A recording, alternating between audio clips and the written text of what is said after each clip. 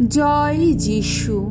প্রথম পাঠ শিষ্য চরিত হতে আজকের বাণী পাঠ 16 অধ্যায় 1 থেকে 10 পদ। মাসিডনে যাবার জন্যে পলের কাছে ঈশ্বরের আহ্বান। পল সিরিয়া ও সিলিসিয়ার মধ্য দিয়ে এগিয়ে চললেন। যেতে যেতে তিনি সেখানকার মণ্ডলীগুলির মধ্যে নতুন প্রাণ শক্তি জাগিয়ে তুলতে লাগলেন। তারপর তিনি গেলেন দেরবায় ও লিস্ত্রায়। এই লিস্ত্রা নগরে তিমথি নামে একজন শিষ্য বাস করতেন। তার মা ছিলেন খ্রিস্ট বিশ্বাসী এক ইহুদি নারী, কিন্তু পিতা ছিলেন একজন অনিহুদি।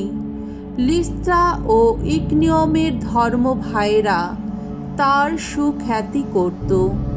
পল তাকে সঙ্গে নিয়ে যেতে চাইলেন, তাই সেই অঞ্চলের ইহুদিদের কথা ভেবে তিনি তাকে পরিচ্ছেদিত করলেন, কেননা সকলেই জানত যে তিমথির পিতা ছিলেন একজন অনিহুদি।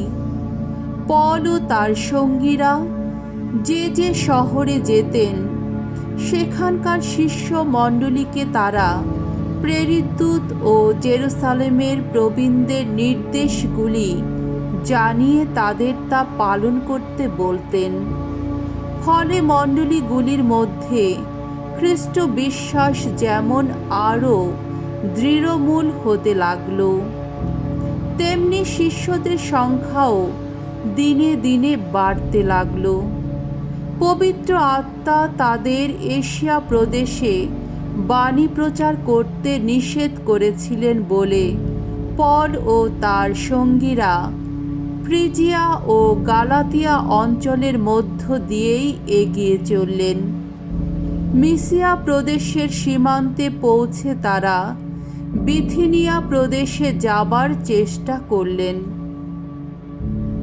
কিন্তু যিশুর সেই পরম আত্মা তিনি তাদের সেখানে যেতে দিলেন না। তাই মিসিয়ার সীমান্ত পথ ধরেই এগিয়ে গিয়ে তারা ত্রয়াস বন্দরে নেমে এলেন।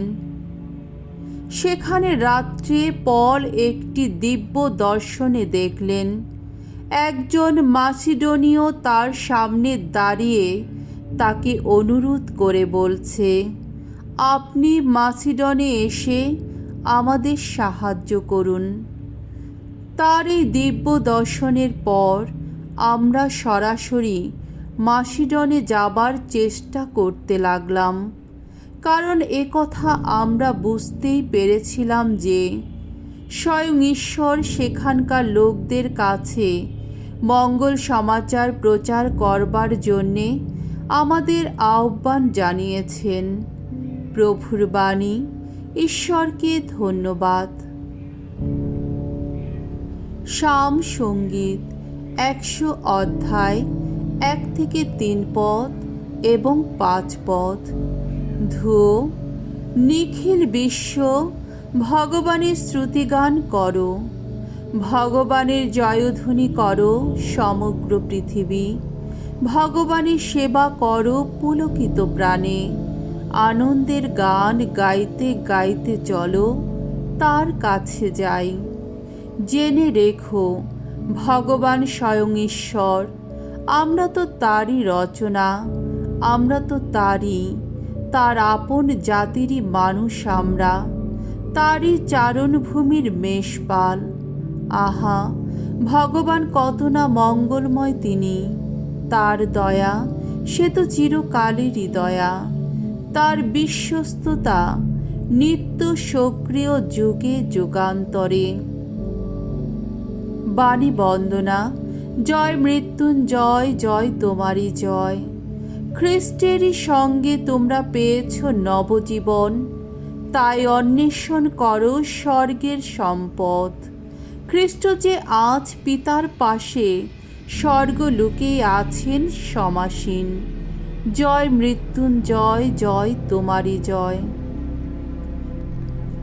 যোহন রচিত মঙ্গল সমাচার 15 অধ্যায় 18 থেকে 21 পদ।